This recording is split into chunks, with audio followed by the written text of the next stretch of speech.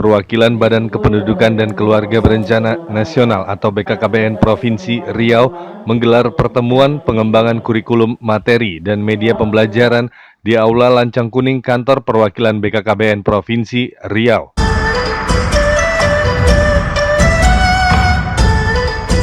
Kami dari Riau Karya mengucapkan selamat tahun baru Imlek 2573. Semoga di tahun harimau ini kita semua selalu diberikan kesehatan, kebahagiaan, dan kesuksesan. 恭喜发财，新年快乐，万事如意。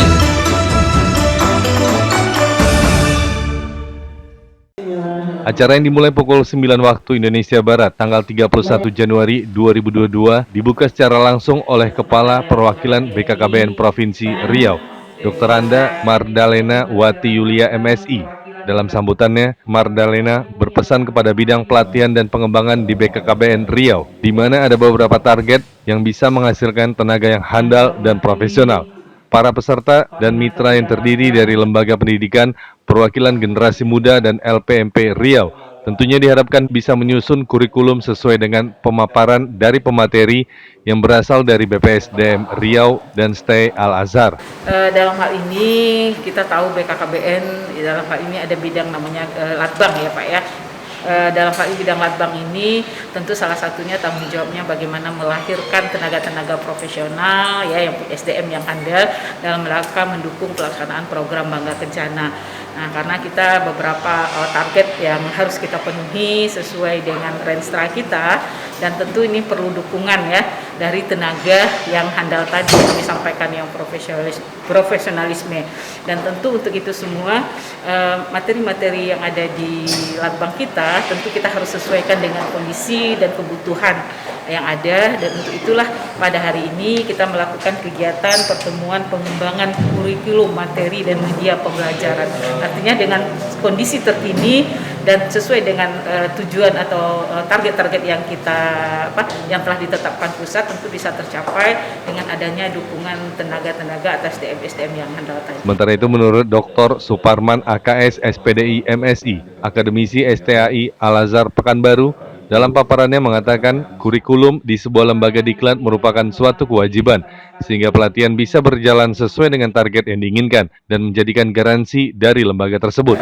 Kalau bicara kurikulum di lembaga diklat, tentu menjadi suatu keharusan sebagai dasar suatu pelatihan. Tidak ada satu pelatihan tanpa adanya kurikulum. Maka kurikulum memang harus disusun berdasarkan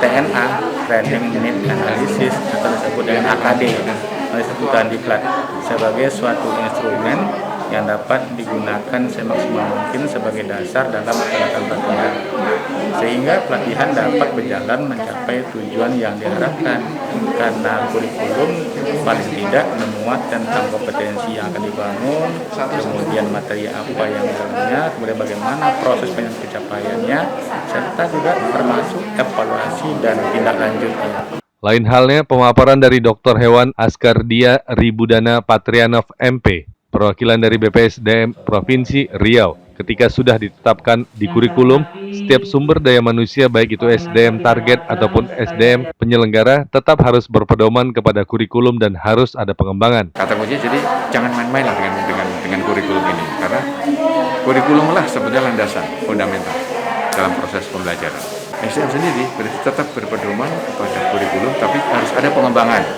Artinya apa? Kita tidak boleh stagnan. Ketika sudah ditetapkan kurikulum, kita tidak boleh berhenti sampai di situ. Harus ada pengembangan, karena kuncinya kan kita bergerak dengan dinamika yang luar biasa.